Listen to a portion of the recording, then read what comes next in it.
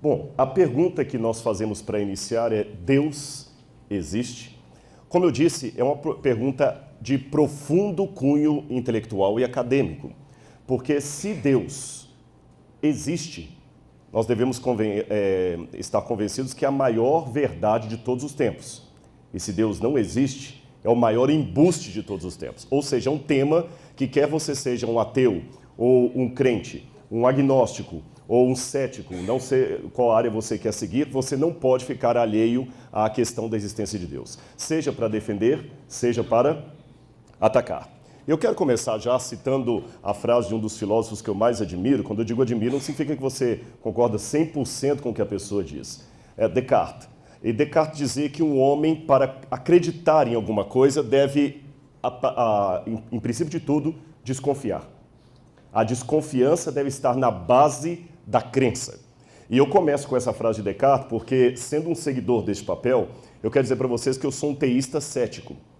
E alguns podem suspeitar do paradoxo dessa minha frase. Como você pode ser um teísta cético, alguém que acredita, mas descrê? Eu estou preparando um livro que o título será O Ceticismo da Fé, porque às vezes é preciso duvidar para crer. E vou mostrar para vocês até o final desta palestra que muito das minhas crenças, do meu código de valores, da minha cosmovisão, é sustentado das dúvidas que eu tenho a respeito da vida, dúvidas sinceras.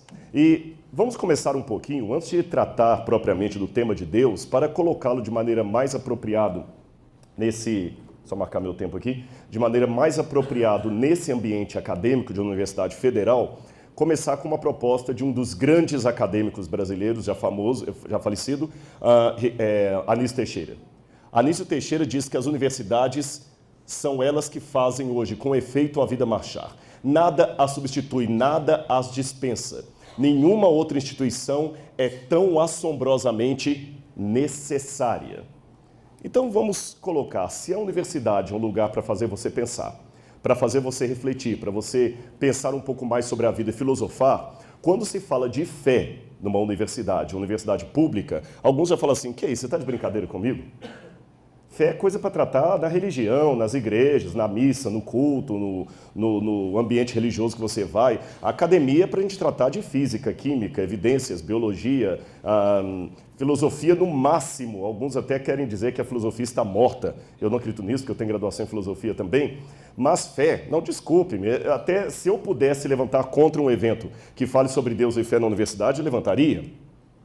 E vocês talvez já devem estar acostumados a ambientes em que muitos defensores da não-fé ou da incongruência entre fé e razão dizem geralmente para os alunos: olha, fé, você precisa superar isto, pense grande, seja racional, seja mais inteligente, questione tudo, tudo é relativo, você não é mais uma criança. Só que quando uma pessoa coloca isso, eu pergunto para ela: você está deixando o aluno questionar tudo, inclusive o que você está dizendo em sala de aula?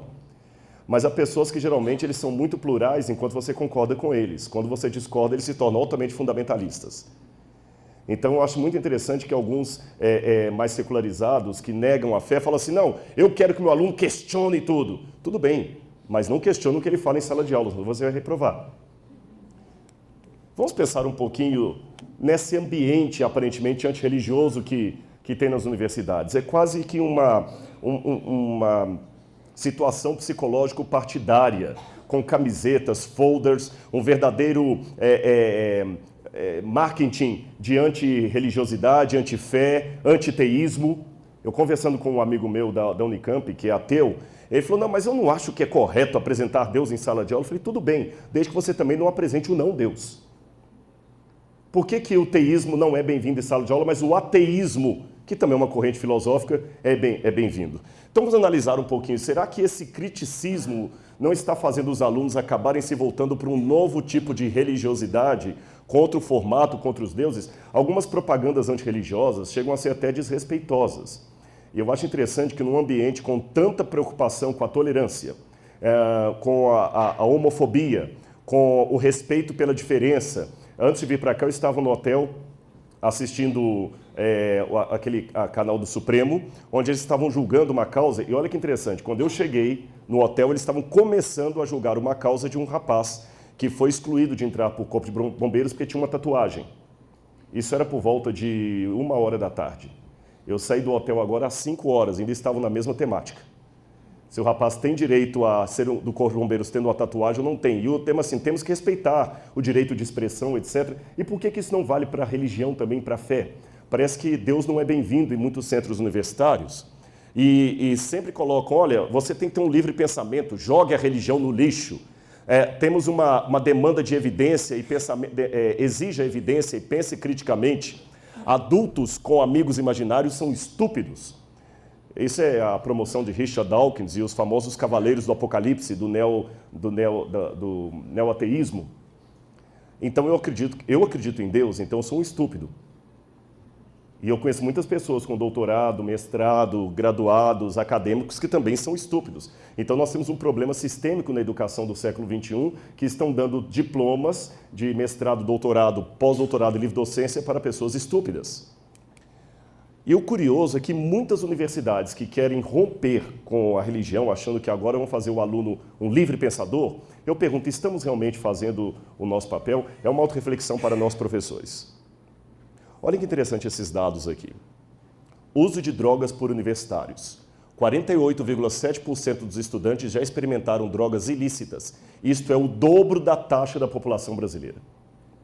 Se a universidade tem os alunos mais livre pensadores, se a universidade tem os alunos mais acadêmicos, se a universidade tem os alunos que superaram o mito, especialmente o mito religioso, a lenda, a fábula, o conto da carochinhas, os alunos que vão sair para formar esse país.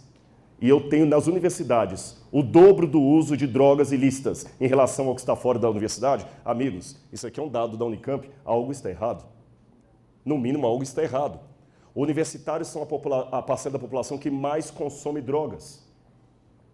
E eu me lembro uma vez que eu cheguei na USP e estava escrito assim, se o Papa, na época era o Bento XVI, se o Papa Bento é 16, por que eu não posso ser? E na época 16 no Código Penal era usuário.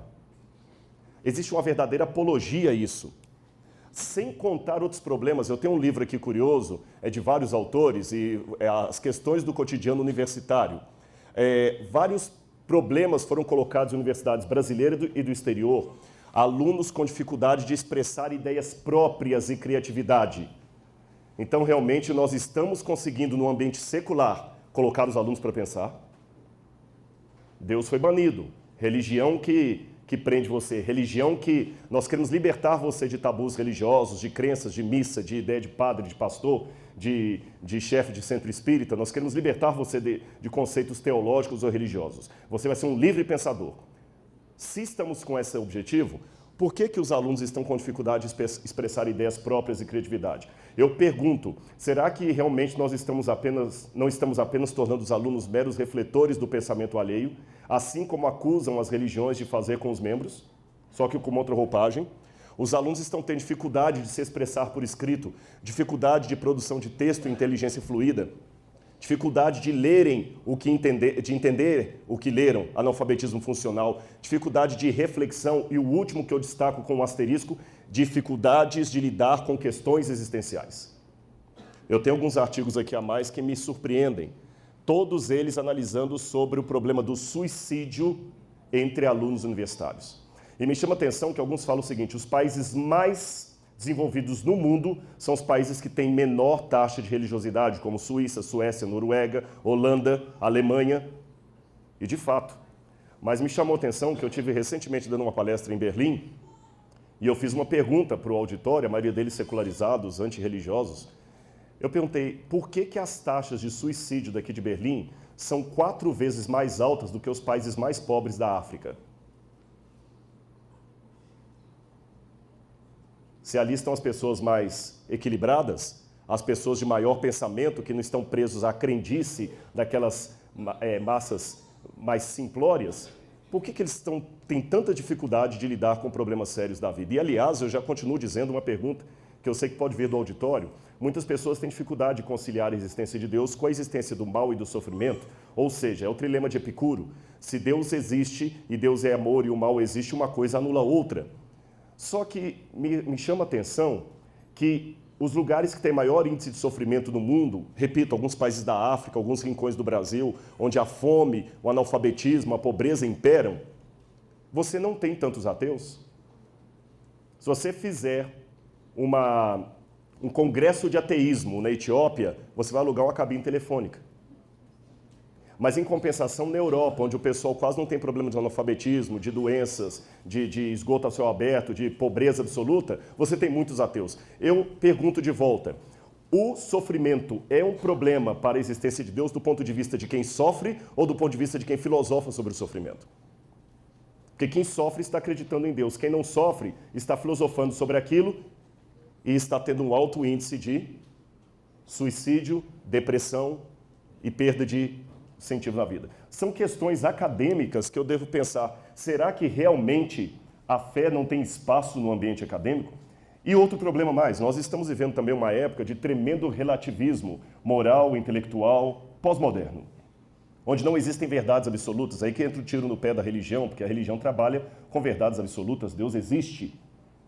Só que o problema é que por não termos verdades absolutas, nós estamos vendo, por exemplo, esse livro é fantástico, de Alan Bloom, O Declínio da Cultura Ocidental, e você tem esse Cultural Literacy, feito por Ritchie, e ambos mostrando como é que no Ocidente os jovens, mesmo universitários, saem cada vez com menos conhecimento sobre coisas profundas. E sabe por quê? Porque, como não existem verdades absolutas, ele vai aprender aquele conteúdo para quê? Amigos, eu acho muito interessante a falta de valores que os jovens estão tendo hoje. Porque alguns temas da religião se tornaram tabu, para não dizer coisas ridículas, pré-modernas, como, por exemplo, pecado, moral, virtude. Essas coisas são ridículas. Aliás, se eu citá-las aqui por muito mais tempo, alguns talvez começaram até a levantar e sair. Mas quero dizer para vocês uma coisa, como alguém que sempre conhece o Oriente Médio e já viu muita situação no Oriente Médio, só para informação de vocês, eu estava em Istambul um dia antes do atentado. 24 horas antes do atentado, eu estava saindo daquele aeroporto. Então eu sei o que é a guerra do Oriente Médio. Vocês sabem qual que é o mais importante soldado do Estado Islâmico? Cinegrafistas. Eles têm mais de 1000 cinegrafistas. E sabem por quê? Porque eles querem produzir documentários de alta qualidade. Por que razão? O Estado Islâmico descobriu que os jovens do Ocidente não têm mais motivação, ideais de vida. Porque tudo é relativo. Tudo é relativo, ele não tem mais que almejar uma ideia, ele não acredita mais nos pais, ele não acredita mais na família, ele não acredita no partido, ele precisa acreditar em alguma coisa. Ele não acredita em Deus, não acredita em mais nada. Então o Estado Islâmico percebeu esse viés, essa lacuna de fé nos jovens do Ocidente e estão dando uma proposta para eles. Por isso que nós temos um número expressivo de jovens ocidentais que estão se unindo à milícia islâmica e simpatizantes do Estado Islâmico apenas por verem os documentários que os cinegrafistas apresentam. Viram a falta de ideologias, o que causa nos jovens? A falta de valores? Continuando. Tudo isso que eu estou falando seria cômico se não fosse trágico. E apenas para continuar a minha palestra aqui, eu quero dizer para vocês que, ao contrário do que muita gente pensa, eu posso fazer uma análise sociológica do ateísmo e chegar a uma conclusão que vai surpreender a muitos aqui. Eu espero não ganhar pedradas, mas o que eu estou falando é com base no sociólogo Ninian Smart, que escreveu o livro Dimensões do Sagrado, uma anatomia das crenças mundiais. Esse professor universitário, ele chegou à conclusão que, abro aspas, o ateísmo e a descrença é uma forma de religiosidade. O ateísmo e a descrença é uma forma de religiosidade. Mas como assim? Nem fala um negócio desse. Chamar um ateu de crente, para mim, é tão ofensivo como xingar a sua mãe. Deixa eu dizer para vocês uma coisa aqui. Olha o que o Smart percebeu. Todas as religiões, elas têm, sociologicamente falando, esses qualitativos aqui. Uma narrativa que envolve histórias e mitos, um ritual que envolve cerimônias, formas e ordens, um apelo emocional, tem um apelo social institucional, a igreja tem pessoa jurídica, um apelo material, pessoas que colaboram financeiramente para aquilo ali, uma doutrina e um comportamento ético legal. E quando você pega todo esse esquema e coloca, especialmente nas propostas neo-ateístas, você tem os mesmos modelos. Figuras carismáticas como Richard Dawkins, figuras emblemáticas, você tem ritos, você tem agremiações, você tem doutrina, as coisas que não se deve acreditar e assim por diante.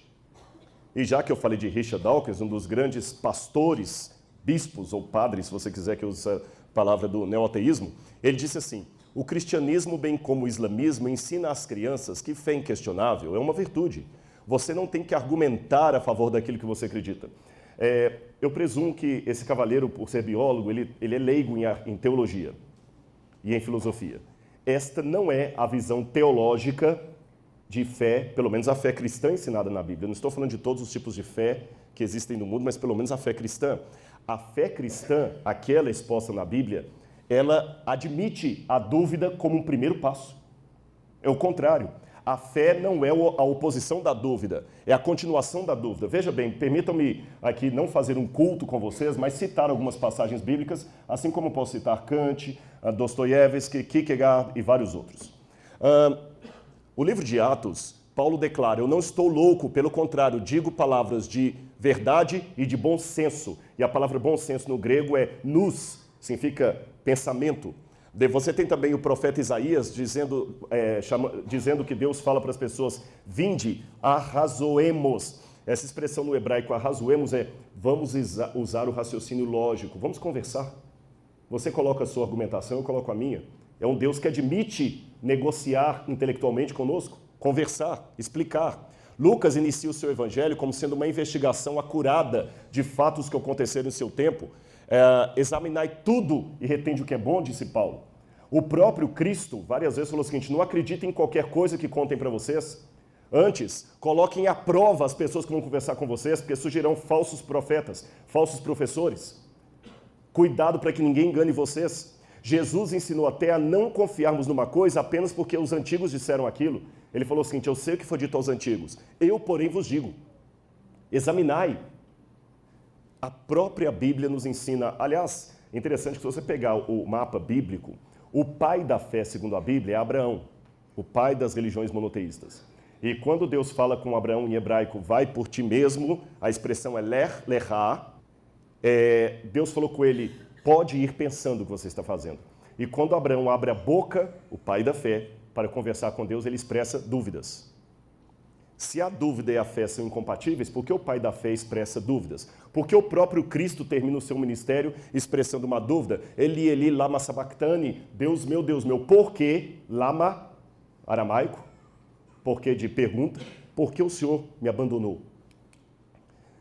E eu gosto muito, eu recomendo a leitura desse livro de Umberto Eco e Carlo Maria Martini, que é um especialista em grego koiné da Itália. E Umberto Eco vocês conhecem, um grande medievalista e escritor de vários livros, inclusive O Nome da Rosa, Em que creem os que não creem. É uma leitura filosófica pesada, mas muito agradável. Eu recomendo como Reader's Digest aí para vocês, muito formidável. Olha, aliás, eu vou até fazer uma coisa, eu não sou ciumento de palestras. Se alguém quiser depois a cópia desse PowerPoint, tendo um pendrive, eu não sei como é que pode fazer para chegar o pessoal aí, tá certo? Carl Sagan, quando escreveu aquela novela Contato, que virou até filme, ele tem um personagem lá, Dr. Arroway, que menciona o seguinte: você não pode convencer um crente de nada, pois a sua crença não é baseada na evidência, ela é baseada numa profunda necessidade de crer, de acreditar. Será que é isso mesmo?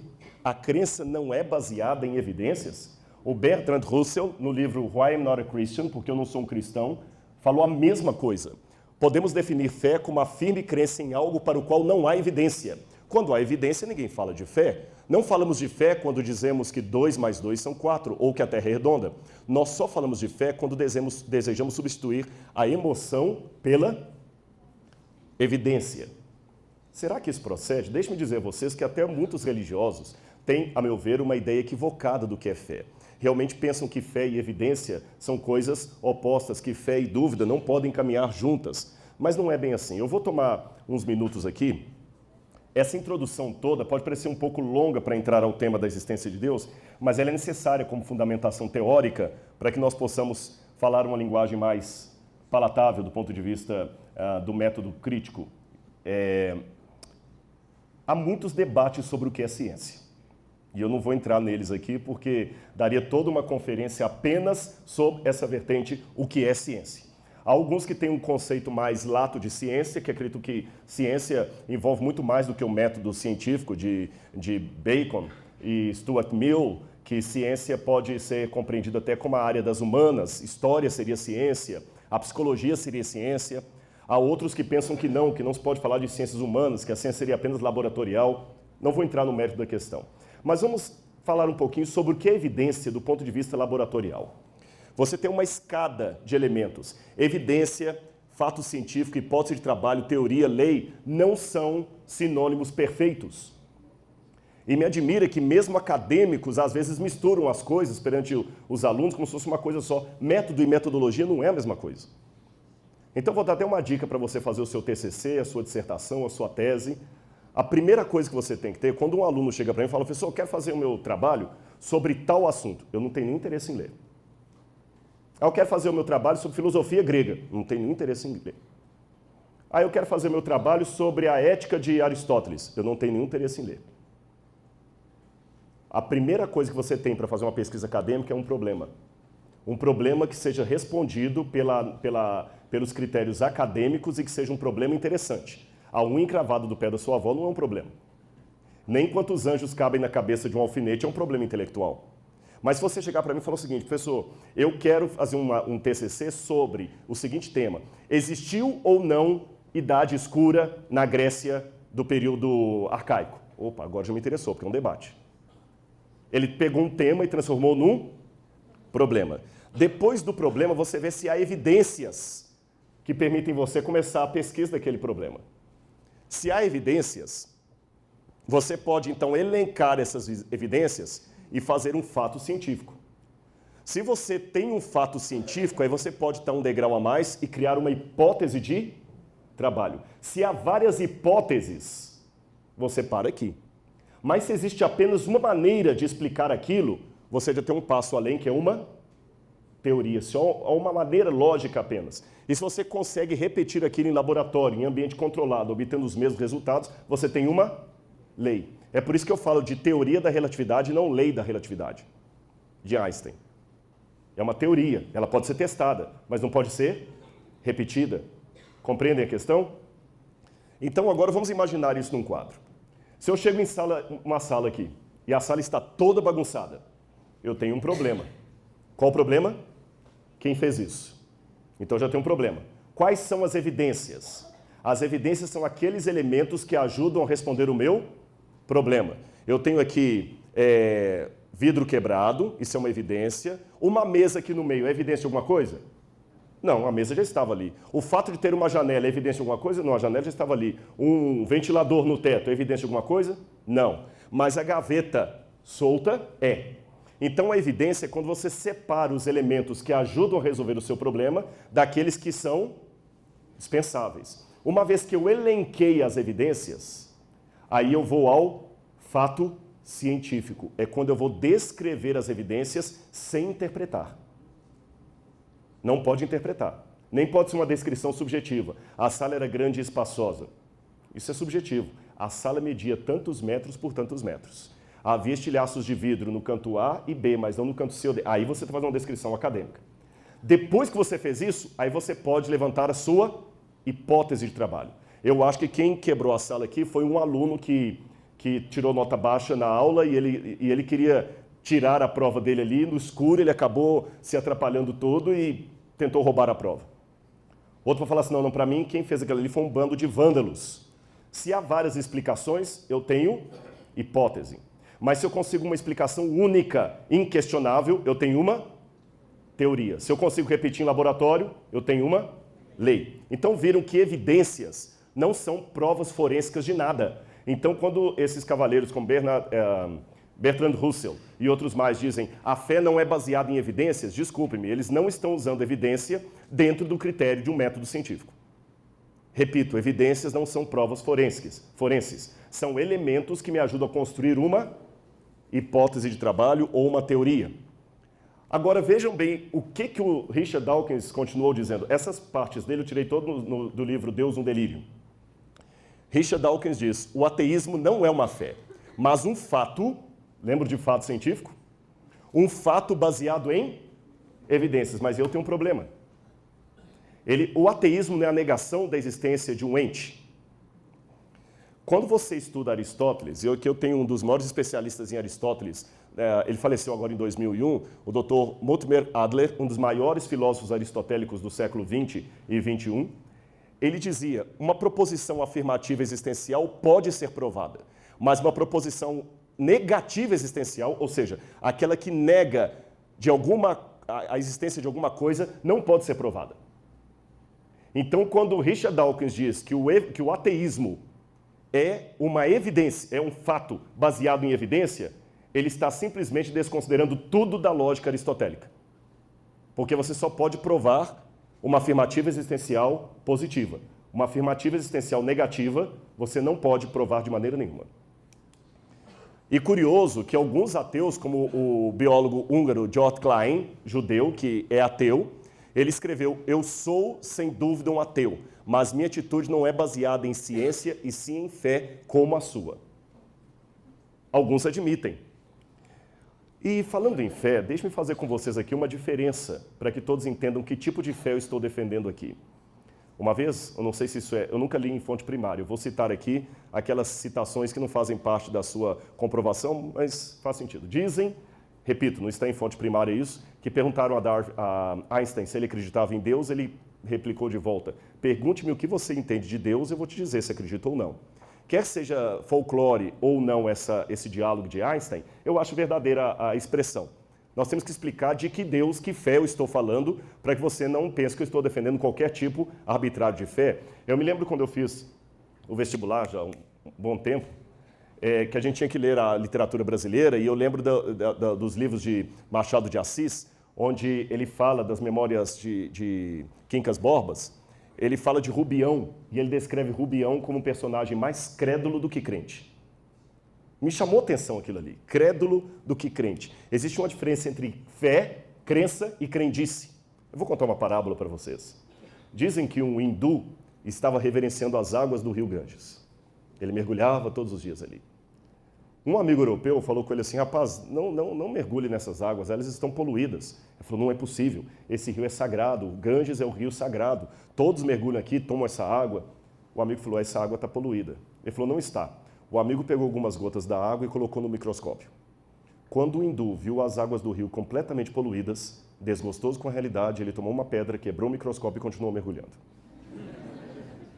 Essa é a diferença entre crença e crendice. Uma coisa é querer descobrir a verdade, outra coisa é querer que a verdade esteja ao meu lado, custe que custar. Aí você já pensa assim, Rodrigo, mas crendice, pelo que eu vejo, é coisa de religioso. Eu não vejo isso no mundo acadêmico. Será que não? Vocês já ouviram falar no raio-x? Claro. Não sei se é alguém da área de física aqui. O raio-x, todo mundo já ouviu falar, e mesmo que não é da área de... E do raio-N? Pois saibam que quando o raio-x estava sendo desenvolvido, também desenvolveram a descoberta do raio-N, proposta por René Prosper Blondelot. Esse cavaleiro aqui descobriu o raio-N, escreveu um artigo científico sobre o raio-N e tudo mais. Até que Robert Wood, da revista Nature, desconfiou, depois de décadas de ensino do raio-N, que aquilo tudo era uma histeria coletiva, uma crendice, uma ilusão de ótica.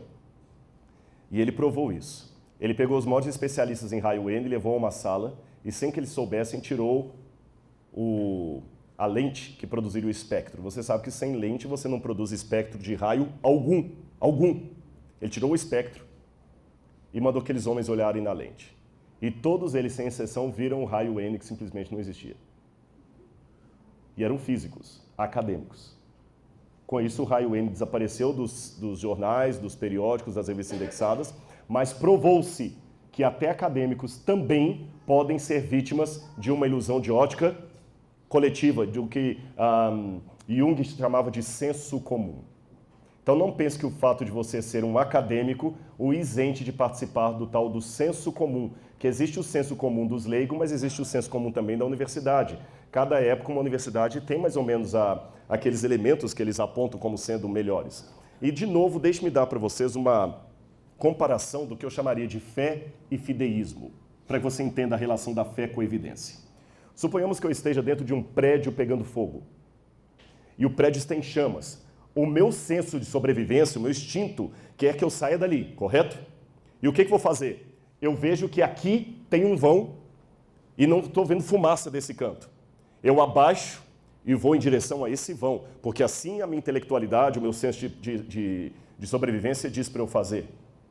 Mas do meio da fumaça aqui, sai um homem com essa roupa aí que vocês identificam como alguém do corpo de bombeiros. Ele tem o cilindro de oxigênio, ele tem o capacete, ele tem a machadinha. E ia falar comigo, não, ei, você não vá por aí, venha comigo aí, é perigoso. Eu pergunto a vocês, se eu for uma pessoa com o mínimo de inteligência, o que eu farei? Obedeço ou não? Mas eu tenho evidências do que ele está falando? Não. Aliás, o meu senso de sobrevivência me apontava a correr para lá. Mas ele mandou vir ao sentido contrário. Mesmo assim, eu obedeço sem questionar. Por quê? Porque ele é autoridade. Ele é o especialista. Mas não é uma fé, isso é fé. Não é o momento de eu dar uma de intelectualoide e sentar com ele e falar, não, calma, vamos discutir primeiro. Qual a fundamentação teórica do que você está dizendo? O que é que eu tenho que acreditar em você? Eu falo assim, tchau, vou embora. Nesses momentos, eu tenho que obedecer e seguir sem questionar. Mas não é uma fé cega, a fé que eu estou tendo bombeiro. É fé, mas não é uma fé cega. Sabe por quê? Porque antes de ir para aquela situação de fogo, eu já tinha um conhecimento prévio que me mostrava que bombeiros são treinados para tirar pessoas de incêndio. Eu tenho um conhecimento prévio e racional que me indicam que bombeiros já tiraram várias pessoas de situação semelhante à que eu estava. Eu já tenho um conhecimento prévio, racional, que me indica que a chance maior que eu tenho de sobreviver é seguindo ao bombeiro e não o meu próprio instinto. Por isso não é uma fé cega, é uma fé baseada em evidências prévias. Mas deixe-me mudar o quadro. Eu estou na mesma situação do incêndio, querendo ir para lá, como diz o meu instinto. Mas da fumaça não veio um bombeiro, mas uma moça que eu sei que ela é meio pinel. E ela chega e grita, meu amor, você está indo aí? Não vá para aí, venha comigo que eu vou ter um par de asas e nós dois vamos sair juntos daqui voando. Se eu desobedeço o meu senso de sobrevivência para seguir essa menina, aí eu não estaria tendo fé, eu estaria tendo fideísmo. Uma fé cega, uma fé que não é baseada em evidências. Aquela menina não tem evidência nenhuma que pode me tirar dali. O sair correndo atrás dela é um ato desesperado de me agarrar a qualquer coisa que apareça, mesmo sem ter evidências racionais que me apontam para aquilo. Ou seja, a fé que eu estou defendendo aqui para vocês é diferente do fideísmo. É uma fé que ela é baseada em evidências. Evidências que me ajudarão a acreditar nos momentos em que eu não tiver todas as respostas. Eu sei que aqui nós temos muitos alunos da medicina. Há uma longa e quase secular pesquisa e investigação da cura do câncer. E quantas vezes o médico, o cientista, está tentando investigar a cura do câncer, ele vai por aqui, e vai um monte de dúvidas que ele não sabe como responder. Aquele médico não sabe a resposta de um monte de coisas. Por causa disso, ele vai jogar fora toda a base médico-científica que ele adquiriu até agora? Não. Mesmo que ele não tenha todas as respostas, ele sabe que está no rumo certo, porque ele tem evidências que apontaram para aquilo. Assim é com Deus. Eu não vou ter todas as respostas, mas eu tenho uma fé que é baseada em evidências. Por isso, Tertuliano já dizia, credo quia absurdum est. Eu creio porque é absurdo, mas a palavra absurdum, em latim, é um falso cognato, não significa absurdo, ridículo, significa extraordinário, amazing, acima do compreensivo. Ou seja, o que eu estou sugerindo para vocês é a máxima de Immanuel Kant. Sapere aude. Ouse conhecer. Ouse saber. Ouse questionar. Então, para a gente não trabalhar com preconceito, vamos aqui ter 50% de chance de Deus existir e 50% de chance de Deus ser um mito. Tá certo? Deixe-me tratar mais um pouco sobre a fé com vocês. Archibald Robertson, especialista em grego, ele coloca que a palavra grega traduzida por fé, pistis, ela aparece umas 240 vezes na Bíblia, ela pode ser traduzida como atestar. É um antigo verbo que significa equipar, fornecer. Ela é usada por Demóstenes para apresentar evidência do que se diz. Viram que fé e evidência não são opostos? Mas tem um verso da Bíblia que pode causar escândalo em pessoas de mente acadêmica, que diz assim, ora, sem fé é impossível agradar a Deus, porque é necessário que todo aquele que se aproxima de Deus creia que ele existe e se torna galardoador dos que o buscam, Hebreus 11, verso 6. Peraí, Rodrigo, se você acabou de falar que a fé baseia em evidência, como é que a pessoa tem que ir a Deus já crendo que ele existe? Isso é meio nonsense. É como se falar o seguinte, olha, eu tenho o poder de curar qualquer doença, então você já tem que vir para cá crendo que eu posso. Aí se eu não consigo curar você é porque você não creu. Não, é porque eu sou um charlatão. Como é que funciona esse negócio de já ir a Deus crendo que ele existe? Repito, a palavra fé em grego pistes significa garantia que advém de uma possibilidade de confiança. Possibilidade de confiança. Tá, tudo bem, Rodrigo, eu entendi. Mas como eu devo ir a Deus crendo que ele existe? Isso não faz sentido na minha cabeça. Quando você está precisando de um financiamento para comprar um carro, para pagar o FIES, para pagar a universidade, um financiamento para trocar de carro, para comprar uma casa, para aumentar seus negócios, você geralmente vai pedir o financiamento aonde? No banco. E quando você vai ao banco crendo que ele concede empréstimos. Você tem certeza que você vai sair do banco com seu empréstimo dado? Mas mesmo assim você tem que ir crendo. Se você não crê que há possibilidade, por que você vai? Agora eu pergunto, por que você vai ao banco crendo que ele concede empréstimos, mas não vai ao açougue para pegar um financiamento, nem à banca de jornal ou ao camelô da Praça Tubal Vilela? A resposta é simples. É porque você tem uma multidão de pessoas que já foram a bancos e voltaram com dinheiro na mão. E você nunca viu alguém que foi à Praça Tubal Vilela, um açougue, e voltou com financiamento. Concordam comigo? Então, com base no testemunho coletivo de outros, você vai ao banco crendo que ele pode te dar empréstimos. É uma questão racional. Mesmo que você não tenha certeza absoluta se sairá de lá com ou sem dinheiro. A mesma coisa eu posso dizer. Hebreus capítulo 12, verso 1 diz, com relação a Deus, estamos, pois, cercados de uma grande nuvem de testemunhas. Pessoas que também foram ao banco a Deus e voltaram com argumentos. Eu não estou falando de pessoas só leigas, não. Os grandes pilares do intelectualismo ocidental eram pessoas que criam em Deus e na Bíblia. Eu vou dizer alguns exemplos deles. Você tem C.S. Lewis, vocês devem conhecer as Crônicas de Nárnia, que era um ateu de Oxford, e depois se tornou um cristão. Você tem Isaac Newton, que descobriu a lei da gravidade. Você tem Dostoiévski, um dos maiores escritores da literatura russa, escreveu Crime e Castigo, Irmãos Karamazov. Você tem Leibniz. Quem estuda matemática e filosofia tem que passar por Leibniz, um homem que com 8 anos de idade aprendeu sozinho latim e grego. E aos 21 já tinha o seu primeiro doutorado. Ele criou o conceito de teodiceia, argumentando racionalmente sobre a existência de Deus no universo de sofrimento. Você tem Blaise Pascal, famoso pela frase, o coração tem razões que a própria razão desconhece, que não tem nada de romantismo, isso é filosofia pura. Pascal era um matemático. Você tem Louis Pasteur, que desenvolveu todo o processo biológico da pasteurização, da microbiologia. E, finalmente, quando eu fiz a faculdade de filosofia, eu estudei aquele último ali, Antony Flew. Antony Flew era um dos maiores filósofos vivos do século XX, em pé de igualdade com Sartre, com vários outros. E Antony Flew era um dos maiores ateus que eu já conheci. E olha, eu aplaudo. Mesmo que eu discorde da ideia da pessoa, isso não me impede de admirar o intelectualismo e o brilhantismo das argumentações. Eu sou fã dos escritos de Nietzsche. Discordo de Nietzsche. Mas sou fã da maneira como ele escreve, a argumentação, o brilhantismo. Eu sei dividir as coisas. Eu sei apreciar o talento, mesmo não concordando com as ideias. Compreendem? Eu admiro, às vezes, o tipo de roupa, nem por isso eu vou vestir. Eu posso achar uma mulher muito bem vestida, nem por isso eu vou colocar o vestido dela em mim.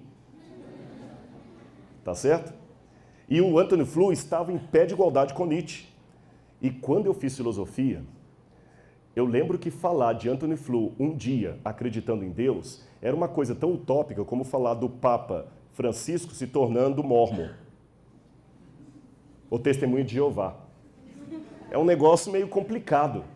E Antony Flew, no final de sua vida, começou a acreditar na existência de Deus e na historicidade da ressurreição. Quando essa notícia veio, eu mesmo desacreditei. Eu pensei, não, isso é lenda de internet. E o Richard Dawkins falou o seguinte, mentira, isso é o pessoal crente inventando. E quando eles viram que era verdade, que Antony Flew tinha se tornado um crente, falaram assim, mas é porque ele está gagá, 90 anos. E Antony Flew falou, engraçado, em toda a minha vida de filósofo, várias vezes eu troquei de opinião, nunca me chamaram de gagá. Mas quando eu troquei de opinião sobre a descrença para a crença em Deus, eu sou Gagá. Mas como um Gagá pode ter publicado no mês passado um artigo numa revista indexada de Oxford?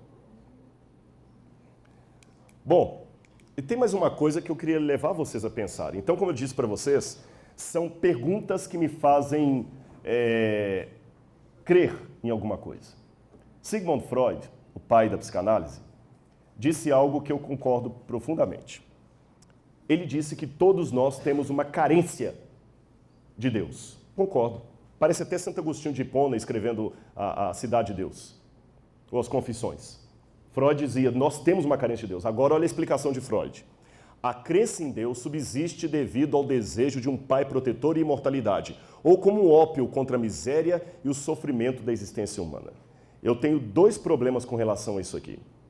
O primeiro problema é o seguinte, se Freud está dando uma explicação psicanalítica para a crença, eu também posso oferecer uma explicação psicanalítica para a descrença. Há vantagens da descrença, embora eu admita que isso não se aplique a todos os ateus. Há razões pelas quais muitos não querem que Deus exista, ou pelo menos que ele não passe de uma força cega e impessoal. Se Deus não existe, eu não preciso prestar contas a ninguém, nem ser necessariamente moral, não há juízo final. Não há ninguém que vai me punir. O problema não é roubar, é ser apanhado. Eu não estou querendo dizer que os ateus não são morais. Não estou querendo dizer que os ateus não são bons. Pelo contrário, houve um ateu chamado Betinho, com uma vida tão santa e poluta como muitos santos da Igreja Católica. E eu posso até dizer que Betinho não cria em Deus, mas Deus cria no Betinho, porque o homem... Entendem? Eu não sou daquele tipo que demoniza os ateus. Eu tenho grandes amigos ateus. Grandes amigos ateus. Eu não demonizo os ateus. Mas o ponto que eu quero dizer é o seguinte, para você ser coerente com o seu ateísmo, você há de admitir que o problema não é roubar, é ser apanhado. Porque se o camarada, se eu roubei algo e me dei bem, pela lei da evolução das espécies, eu estou bem, a sobrevivência do mais apto, do mais esperto. Eu passei a perna em você e consegui um emprego, a natureza está mostrando que isso é normal. Então há vantagens. E mais, se Deus sai do trono, o trono fica vazio. E como o próprio Nietzsche disse no Anticristo, no Assim de Zarastutra, das cinzas de Deus surge quem? O super-homem, que aliás é uma péssima tradução do alemão, né? Übermensch. Übermensch é o ultra-homem, o homem que está acima de tudo. Só que o próprio Nietzsche admite que esse homem, esse ultra-homem que levanta das cinzas de Deus, está apavorado, porque ele não sabe controlar a história. Agora, tem mais um detalhe na observação de Freud. Freud admitiu que todos nós temos emocionalmente uma carência de alguém que nós chamamos na teologia de Deus. Mas vem cá, aproveitando que há várias pessoas da área de saúde aqui. Pelo que eu saiba, todas as necessidades fisiológicas, emocionais e mentais do meu organismo têm que ter um correspondente na natureza. Por exemplo, eu não sintetizo dentro do meu organismo a vitamina C, correto? Então eu preciso pegar a vitamina C dos alimentos. Agora, imagine se a vitamina C não existisse em lugar nenhum. O que aconteceria com o meu organismo? Ele simplesmente não existiria. Você tem como imaginar um organismo vivo que tem a necessidade de uma vitamina ou de um sal mineral, ou de sais minerais, ou de algum elemento químico, orgânico, que simplesmente não existe em canto nenhum? Se esse organismo existisse, ele colapsaria antes da primeira reprodução, porque ele precisa vitalmente daquele elemento. Mas como o elemento não existe, ele vai acabar morrendo.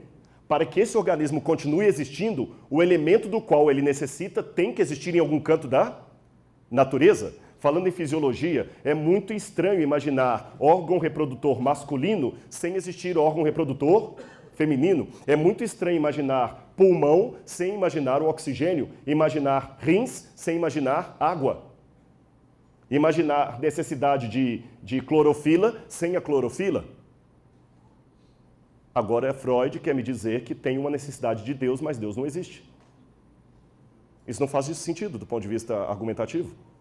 É como se eu precisasse de uma vitamina, de um elemento que não existe. Então, de onde vem essa carência? A primeira pergunta é, se Deus não existe, de onde vem a necessidade que temos dele? E não adianta falar, não é do pai protetor. Não. O pai é apenas segundo a psicanálise. Esse é um problema da filosofia, da psicologia, porque na infância os pais substituem para nós a imagem de Deus. Mas quando nós crescemos e aquela imagem do pai ideal some, a carência continua. Nós só substituímos por outras coisas. Então, por que essa carência permanece? Se Deus é uma ilusão, por que nascemos iludidos? E mais, por que acadêmicos continuam acreditando em Deus? Você sabe que na época da Guerra Fria entre Estados Unidos e União Soviética, os russos ganharam aparentemente a corrida espacial ao colocarem o primeiro cosmonauta em órbita, Yuri Gagarin. Yuri Gagarin viu a Terra do espaço, declarou: a Terra é azul. Mas ele não parou nessa declaração poética, ele falou: eu fui ao espaço, subi mais alto que qualquer homem, e Deus não estava lá. Deus de fato é uma crendice. Só que é interessante que, apesar de Yuri Gagarin ter ido ao mais alto espaço e dizer que Deus não estava lá, anos depois, Frank Borman foi enviado ao espaço numa órbita 2 vezes mais alta do que a de Yuri Gagarin. E quando Frank Borman estava lá no espaço sideral, ele viu a Terra. E eles ligaram todos os rádios e TVs do mundo inteiro para escutarem a voz de Frank Borman. E perguntaram: Frank Borman, o que você, como um homem de ciência, tem a dizer estando aí no espaço? Sabem qual foi a resposta de Frank Borman? Eu saúdo a todas as pessoas que estão em San Diego, na Califórnia, e aos meus parentes também. E a única coisa que eu tenho a dizer aqui do espaço sideral é o seguinte: no princípio, Deus criou o céu e a terra. A terra, porém, era sem forma e vazia. Havia trevas sobre a face do abismo, o Espírito de Deus pairava sobre as águas, e fez Deus a luz e viu que a luz era boa. Será então que realmente Deus não estava lá, ou uma questão de ponto de vista de Yuri Gagarin? Bom, o próprio Salmo diz: provem e vejam que o Senhor é bom. Essa palavra prova em hebraico é ta'am, significa investigar, experimentar sensorialmente, como o sabor de uma coisa. Agora, eu já estou indo para a última parte da minha palestra. Eu tenho uma afirmação meio taxativa que vai surpreender alguns. Eu posso provar que Deus existe? A resposta é não. Então, Rodrigo, você fez eu perder o meu tempo. Você enrolou a gente até agora, falando de fé, de evidência e tudo mais, para admitir que Deus não... Então, é uma questão de calma. Lembra que eu falei do método científico? Evidência, hipótese de trabalho, fato, etc, etc. Eu não posso provar que Deus existe. E isso, do ponto de vista teológico, faz todo sentido. Por que razão? Primeiro, vamos lembrar de Karl Popper. Não sei quantos já estudaram sobre o Círculo de Viena, depois da Segunda Guerra Mundial, quando vários especialistas se reuniram na Áustria para tentar resgatar o valor da ciência. É o neopositivismo, uma vez que a ciência estava desacreditada devido às guerras. E um dos mais famosos foi Popper. E Popper falava muito da verificabilidade versus falseabilidade. Popper estabeleceu os limites da ciência. E ele falou: a ciência não pode investigar aquilo que está além da verificabilidade, da falseabilidade, do falseável. O que é isso? Eu tenho aqui 2 exemplos.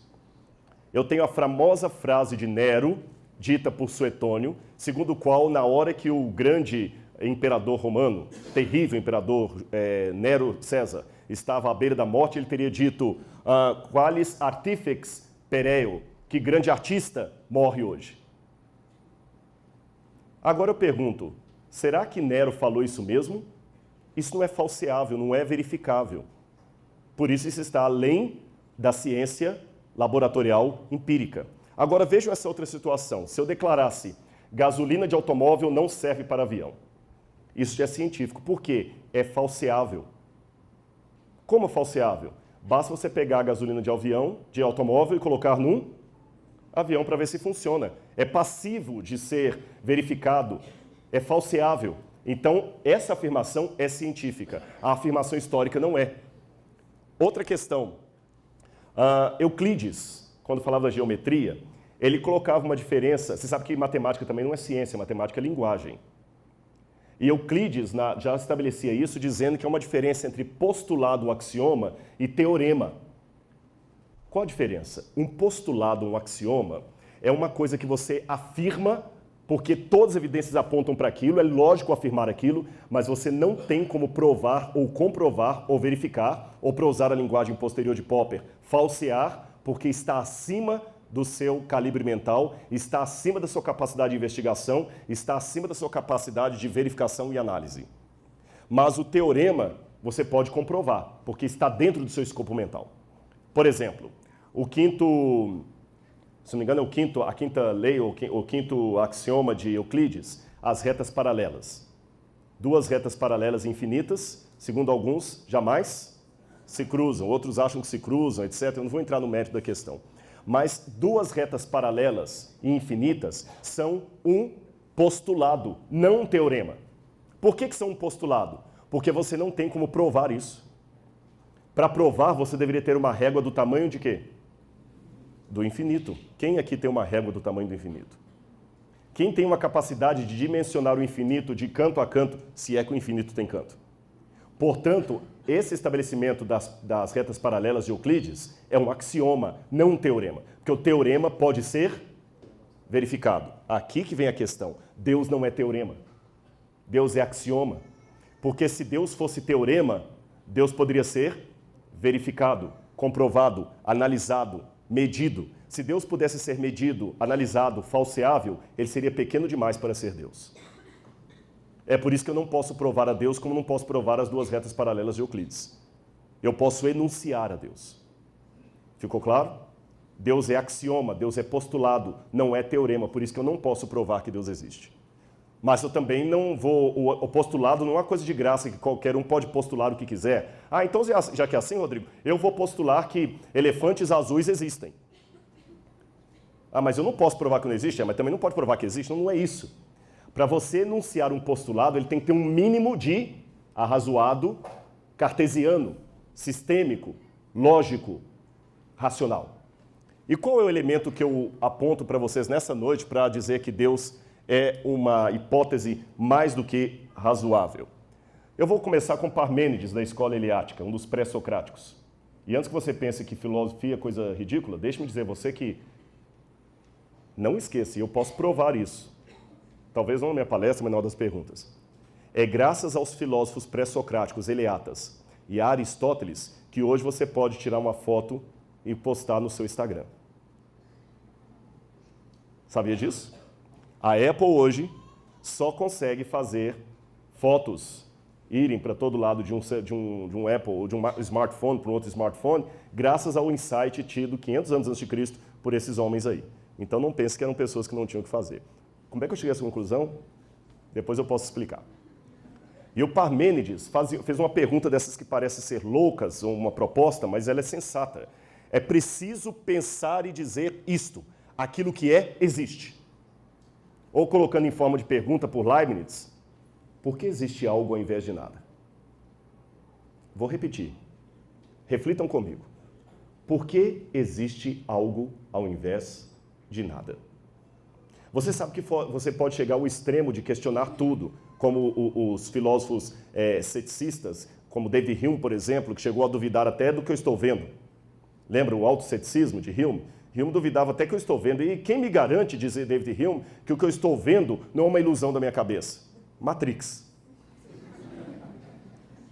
Será que vocês estão realmente me assistindo ou eu estou sonhando com tudo isso aqui?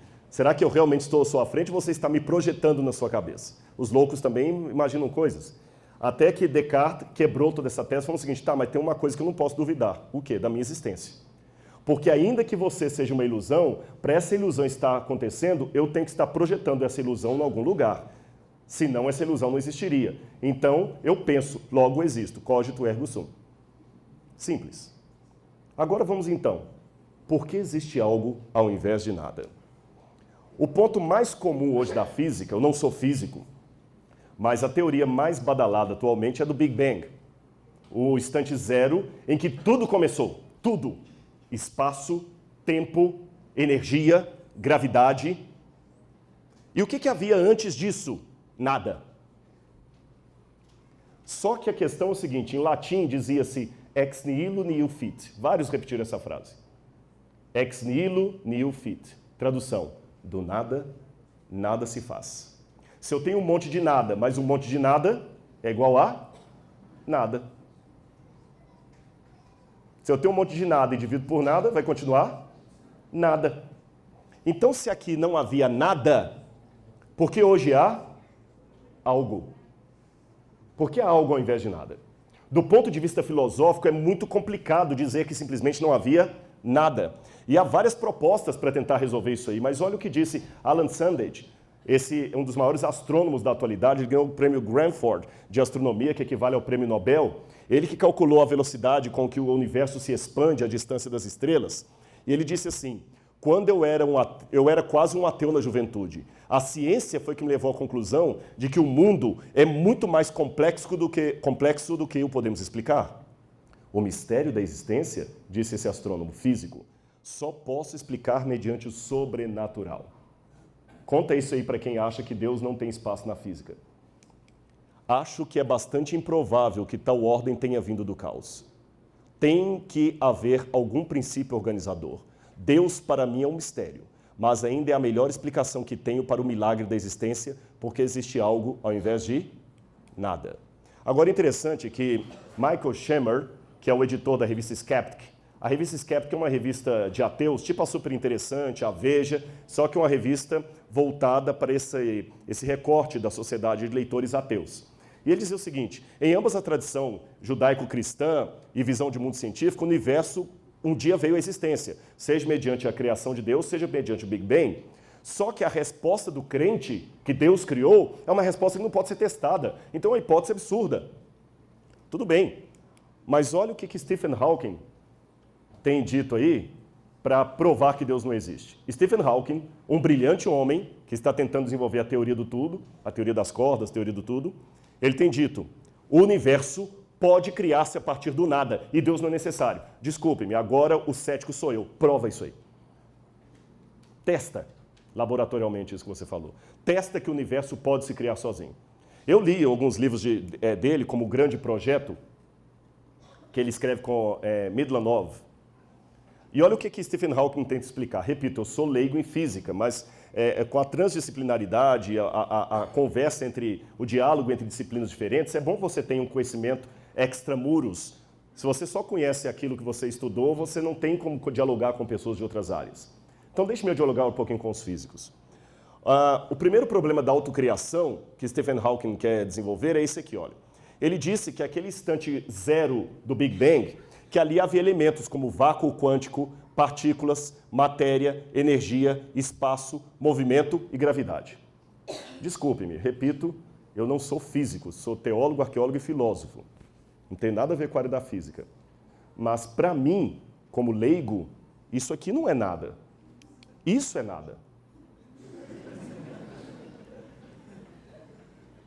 E mesmo que houvesse essas coisas no universo, eu ainda teria um problema. Seria como se eu chegasse aqui na universidade e encontrasse betoneira, brita, cimento, areia, peneira, e falasse: pois esses elementos já estavam aqui. Aí um dia surgiu o prédio completamente feito. Meio estranho isso.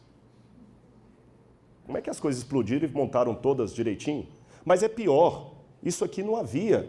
O instante zero, nem o espaço havia. Até o espaço foi formado. É zero, zero absoluto. O outro problema, e isso aqui não sei o que estou dizendo, não. Se você pegar Lemaitre, que é um dos pais do Big Bang, Lemaitre dizia que o instante zero era zero, que não poderia haver gravidade, nem espaço, nem energia, nem nada. É zero absoluto. É o vácuo quântico, até o vácuo quântico. O segundo problema com a autocriação é que se coisas podem surgir do nada, por que ninguém tem medo de um tigre sair do nada e se materializar e sair devorando todo mundo? Ninguém tem medo porque sabe que coisas sempre vêm de outras coisas.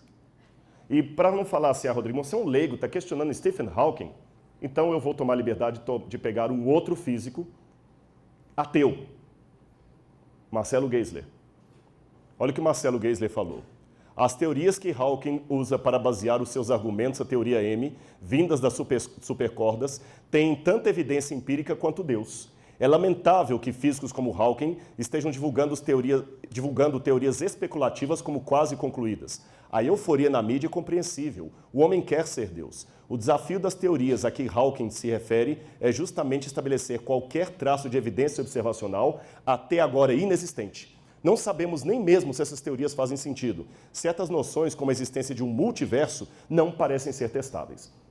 Então, se a minha opinião é ridícula, a opinião de um ateu físico aí respeitado que dá aula na Inglaterra também é ridícula, porque ele está dizendo a mesma coisa que eu disse. E o próprio Stephen Hawking, quando escreveu A Breve História do Tempo, dizia que muitas pessoas não gostam da ideia de que o tempo tenha tido um começo, porque provavelmente ela demanda uma intervenção divina. E no livro O Grande Projeto, que eu falei com vocês que eu acabei de ler, ele mesmo e o coautor dele admitem que ao contrastarem o criacionismo da Terra jovem com a teoria do Big Bang, aquela ideia que Deus criou, ele admite que a teoria do Big Bang é mais útil, mas não se pode dizer que um dos modelos é mais real do que o outro. Ele mesmo admite que aqueles que acreditam que Deus criou não é um modelo inferior a dizer que o Big Bang não teve intervenção divina. E John Lennox, que é professor de Oxford de matemática, disse também que a teoria que Hawking coloca, ela não faz sentido. Em primeiro lugar, se a gravidade existe, quem a colocou lá? E qual foi a força criativa por detrás do seu nascimento? Então, como eu falei com vocês, o vazio, o vácuo e o nada na física quântica não é o que Stephen Hawking está tentando colocar para estabelecer a não existência de Deus. E perdoe-me, sem querer ofender ninguém, aqui não é panfletário o que eu quero dizer, mas é sincero, eu tenho concluído que o dogma do ateísmo, se é que eu posso usar essa expressão, a crença básica do ateísmo seria essa. A crença de que não havia absolutamente nada. E nada aconteceu a nada. Até que nada, de um modo mágico, explodiu e por nenhuma razão, criando tudo o que existe em todo lugar. Então, depois de um boom, tudo de modo mágico se auto-organizou, novamente sem nenhuma razão. E se autorreplicou, formando seres complexos que evoluíram e se transformaram em dinossauros. É isso que estão tentando me convencer. Porque nada aconteceu a nada e de repente nós temos tudo. Repito a pergunta, por que existe algo ao invés de nada? Por eu ter essa dúvida, eu sou obrigado a crer. Vocês estão notando que a minha fé está sendo sustentada num monte de perguntas? Aliás, a prova maior que as perguntas são bem-vindas à fé, que uma coisa que eu aprendi com o maior judeu de todos os tempos, Jesus Cristo, é responder perguntas contra as perguntas. Várias vezes perguntava, Jesus, o que eu farei para herdar a vida eterna? O que está escrito na lei? Aliás, dizem que os judeus têm essa mania, até hoje, eu sei disso, eu estudei em Jerusalém, de responder uma pergunta contra pergunta. E perguntaram a um rabino, por que vocês judeus respondem uma pergunta contra pergunta? Ele respondeu algo mal nisso. Nós temos também o problema do ajuste fino. São duas perguntas que a gente faz. Por que há algo ao invés de nada? E por que há música ao invés de ruído? Essas duas frases, em contexto diferente, aparecem em Shakespeare. Aparecem em Shakespeare, em Otelo e no Hamlet. Em Otelo e no Hamlet. Por que existe música ao invés de ruído? Nós vimos uma orquestra tocando aqui. A orquestra tem afinação, tem partitura. O universo tem partitura, tem propósito. Por que existe algo ao invés de nada se não há Deus? E segundo, por que há música ao invés de ruído? As coisas não só existem, elas existem de uma forma organizada. Uma vez eu perguntei a um amigo meu, escuta, veja bem, o dia que você provar para mim a existência de um avião com trem de pouso, com máscara de oxigênio, cinto de segurança e até barra de cereal, um avião completo, sem a demanda de um inventor e um engenheiro, um avião que surgiu do nada, eu começaria a acreditar que o pássaro também pode ter surgido do nada. Ele falou, mas é uma diferença, o pássaro é um organismo vivo, o avião não. Eu falei, piorou. Porque existe propósito, existe lógica. Entendem? Há uma anedota que se conta por aí que um menininho, uma vez, numa feira de ciências, fez uma maquete do sistema solar e ia ganhar o primeiro prêmio. E os professores que passaram, alguns deles até ateus, falaram assim, nossa, esse primeiro prêmio aqui, quem que fez esse aqui? Foi você, garoto? Não, fui não. Não, mas você está aí atrás, a gente queria dar o prêmio. Quem fez então? Não, ninguém fez, apareceu do nada aqui. Para de brincadeira, menino, você que fez essa maquete aí? Não, professor, se o universo apareceu do nada, por que essa maquete tem que ter alguém que fez? Ela é muito mais simples. Outro astrônomo, Robert Jastrow. Quando cientistas escrevem sobre Deus, seus colegas pensam que ele está ficando louco. No meu caso, deve ser dito desde o início que sou agnóstico em assuntos religiosos. Então não é um crente que está falando. No entanto, sou fascinado pelas implicações de alguns avanços científicos dos últimos anos. A essência desses progressos é que o universo teve, em certo sentido, um começo num determinado momento do tempo. E, pelo que vemos, a evidência astronômica conduz para a visão bíblica das origens do mundo. Para um cientista que viveu pela sua fé na razão, a história termina como um pesadelo. Ele escala as montanhas da ignorância para conquistar o seu topo, mas ao chegar lá, é cumprimentado por teólogos que já estavam lá há muito tempo. Um cientista agnóstico que escreveu isso aí. Ah, Rodrigo, vocês crentes sempre vêm com o Deus das lacunas. Quando você não consegue explicar, você taca Deus ali no teorema, né? Primeiro eu falei que Deus não é teorema. Como é que o universo surgiu? Não sei, foi Deus.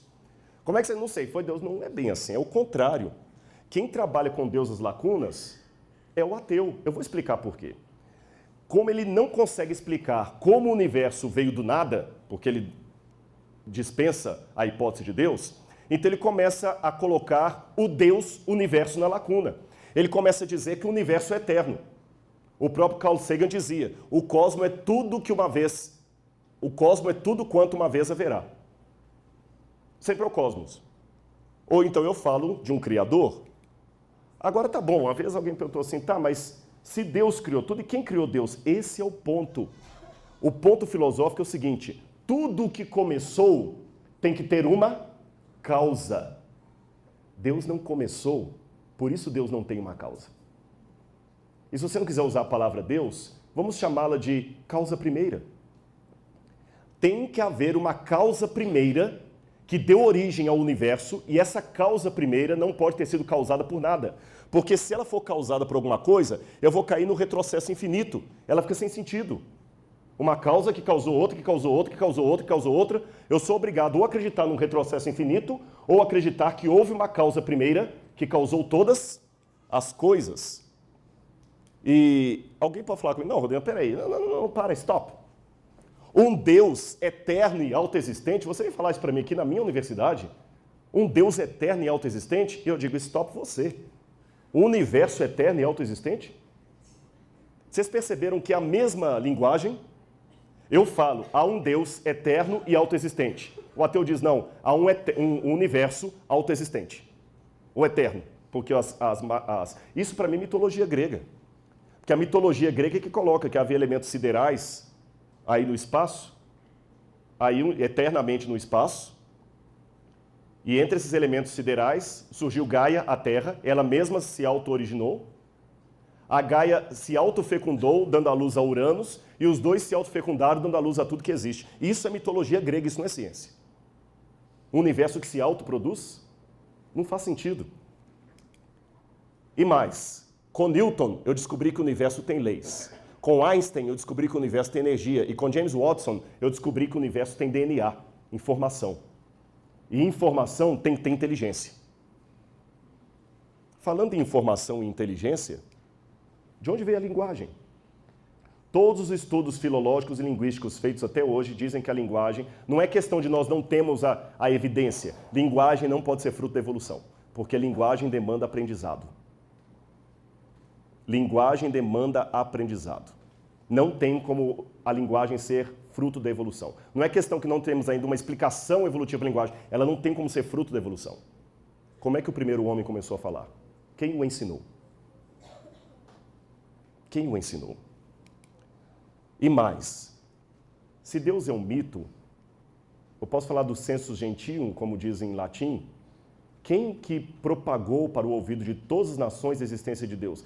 Pegue os barcos de Cabral ou de Colombo, chegue às Américas ou ao Brasil, e os índios que aqui havia já adoravam algum tipo de divindade. Vá com Marco Polo até o fim do mundo, eles tinham algum tipo de divindade. O ateísmo é algo relativamente novo. Até mesmo se você for analisar as mais antigas evidências do Homo sapiens, ele já tinha algum tipo para usar a linguagem evolucionista, ele já tinha algum tipo de divindade. Eu não encontrei até hoje traços de nenhuma civilização que fosse culturalmente ateia. E até aqueles que tentaram ser, como a China comunista ou a antiga União Soviética, quando abriram as portas, a religião entrou com força lá. Não conseguiram sustentar o ateísmo por muito tempo.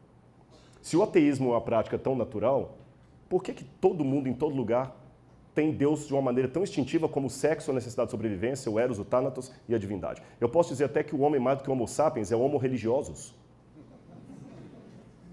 Porque mesmo o ateu um dia acreditou. Filosoficamente falando, quando eu analiso o universo, eu sou obrigado a chegar a essas conclusões aqui. Letra A. O universo tem que ter uma causa. Ele não pode ser incausado, porque ele começou. Ele não pode ser a causa de si mesmo, porque isso não faz sentido. É como perguntar onde é que está a esposa do solteiro, ou a terceira margem do rio, ou qual o sabor da cor azul. Não faz sentido isso. O causado não pode se causar. Você não pode dar luz a você mesmo, tem que ter sua mãe. Que tipo de causa eu estou falando? Em primeiro lugar, a causa primeira que originou o universo tem que ser uma causa supernatural, porque ela criou o natural. Tem que ser uma causa poderosa, incrivelmente poderosa. Tem que ser uma causa eterna, autoexistente, sem infinita regressão de causas. Uma causa não causada.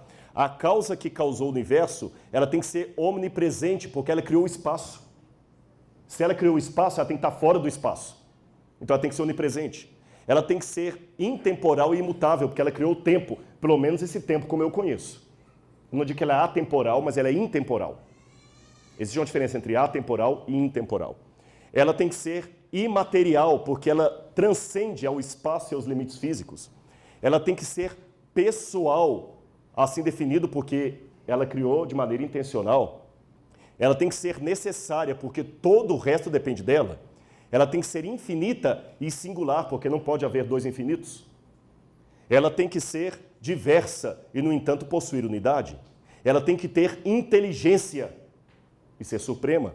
Ela tem que ter propósito, deliberadamente ela criou tudo. Ela tem que ser moral, senão nenhuma lei moral teria sido dada. Ela tem que mostrar cuidado, senão nenhuma lei moral, nenhum cuidado, nenhum detalhe seria garantido.